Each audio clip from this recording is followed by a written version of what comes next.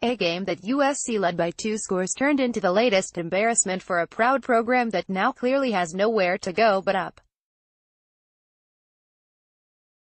Clay Helton will focus all of the sunshine he has in his big heart on seeking that trajectory, but after this 37-14 beatdown at the hands of the Texas Longhorns, his team's season is sure to become a weekly referendum on his and his staff's long-term ability to match elite talent with elite performance. Saturday night was ugly. 100,000 people saw it live here at Darrell K. Royal Texas Memorial Stadium. Many more tuned in across the country but probably found another game to watch after the Longhorns blew the game open in the third quarter on a blocked field goal return for a touchdown. Advertisement: "We've just got to execute better, in all 3 phases," Helton said. "It's going to be all of us, doing it together, coaches, players, as a family, as a brotherhood.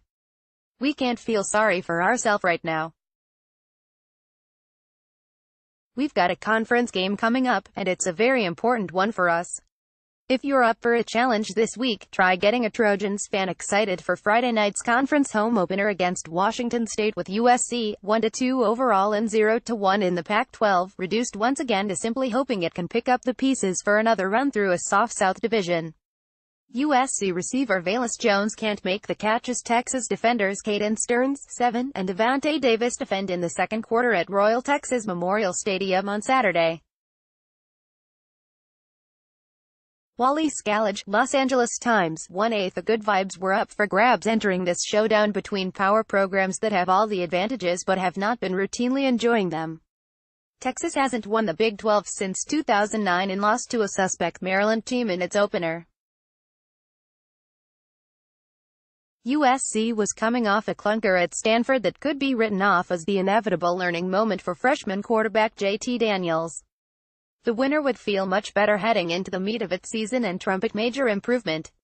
Still, there was way more to lose than gained Saturday. USC lost big, with Texas going on an unthinkable 34-0 run that exposed some truths about where Helton's program sits 3 games into year 3. Why so many of his players are not playing well, Helton went searching for something positive to say before getting to the heart of the matter. "I watched Marvell Tell literally not come off the field at the end," Helton said. "That's what gives you hope. When you see your kids just fighting until the last second, number 7 wouldn't even come off. I thought he was just a warrior. There are a lot of guys playing a lot of good ball out there. We're just not doing it all together, and that's my job. It's mine, it's my responsibility, so put it on me." Helton is the only USC coach to win 10 or more games in each of his first 2 seasons. His Trojans are the defending Pac-12 champions, which helped him earn a contract extension this offseason. But something is off.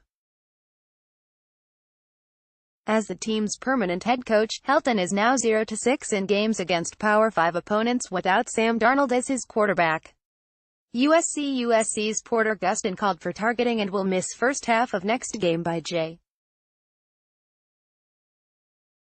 Brady McCullough, September 15, 2018, 10:50 p.m. He has excelled at winning games that USC should win, but Saturday was his first loss as a ranked team playing an unranked team.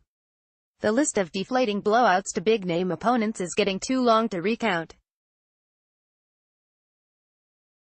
Maybe this one felt worse because the Trojans looked like they were ready to rout the Longhorns early, taking a 14-3 lead behind an offense that finally looked like what a USC offense is supposed to look like.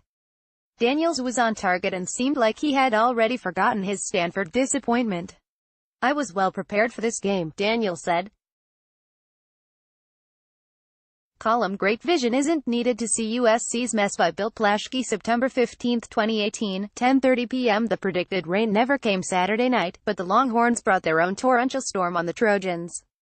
It began when USC, leading 14-13 in the second quarter, was stuffed on 4th and goal from the 1 because of what Helton said was a miscommunication that left running back Stephen Carr without cover. So many times, the Trojans could have gotten back on track but bumbled their way off course. USC's special teams were the top culprit with a personal foul for roughing the punter and 6 punts that averaged 31 yards, setting up the Longhorns with prime field position all night.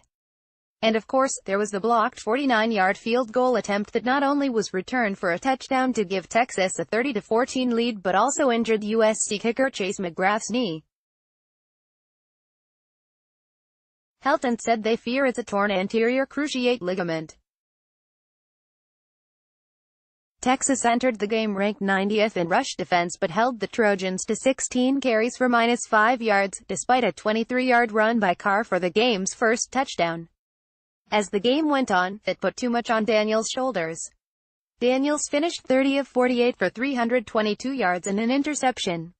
Advertisement up next. Washington State 3-0, polished off lower-level Eastern Washington 59-24 behind quarterback Gardner Minshew's 470 yards passing and 2 touchdowns.